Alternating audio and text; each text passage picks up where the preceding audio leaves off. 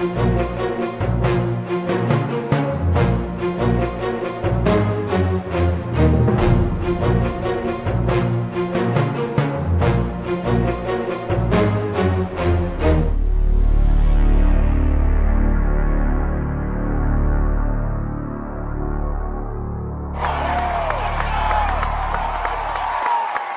everybody and welcome to Dodd's Football Recap presented by Dodd Sports Network.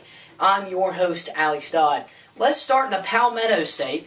Clemson played host on Thursday night to a struggling Georgia Tech Yellow Jacket football team and defeated them 55-31 to improve to 9-1 on the season. The Jackets did fall to 6-4 on the season, but Clemson, they are 70-0-1 when reaching over 500 yards total offense and built on that streak with 551 on Thursday night.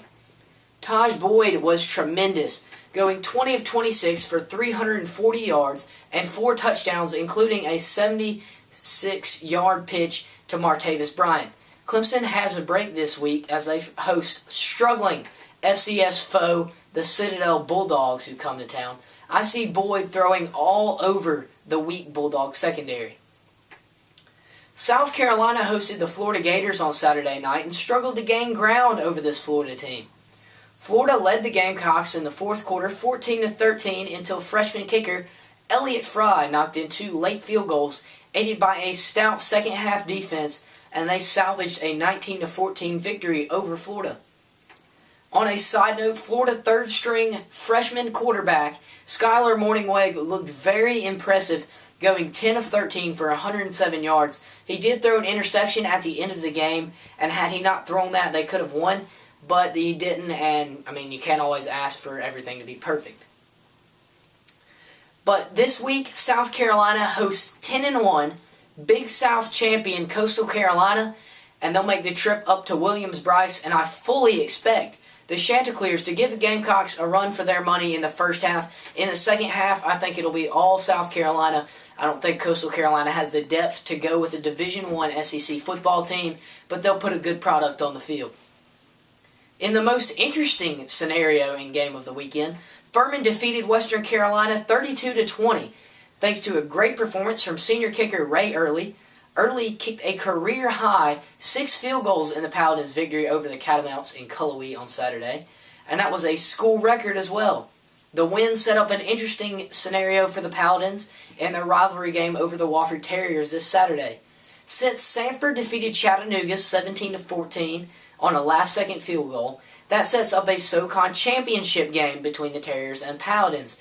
If Furman wins, they will represent the Southern Conference in the FCS playoffs, but that is seeing as if Sanford defeats Elon, which they should do very easily.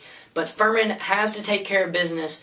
This is the biggest game that has been at Paladin Stadium in over 7 years, and it is a noon kickoff. That's all I have right now. Check out these highlights. Now to introduce a new segment called the Fantastic Four. Highlights the 4 best plays, and we'll start with Furman's 4 best plays. Number 1 versus App State. Third down, quarterback Cameron Miller rolls out, pitches to Andrew Peacock, whose throw is picked off by number 35, Gary Wilkins. He'll hurdle a man and take it 97 yards for a Furman touchdown. That was the longest of a Furman player, and it set up Furman's Southern Conference run. On to number 2. PC versus Furman. Brett Wilson set up to kick, and the kick is blocked by Furman. Brett Wilson recovers. He'll try to run it in. Nothing doing as Furman comes up with a stop to get their first win, 21-20 over Presbyterian College.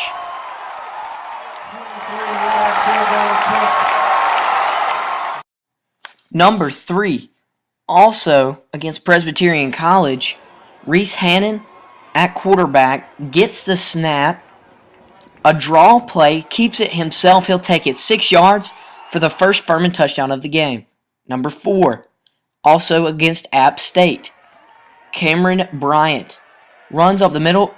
Coughs up the football. Carl Ryder for Furman dives on the football. Furman would go on to win that game as well. Thank you for watching. I hope that you'll like and share this video, and we hope to see you next time on Dodd's Football Recap.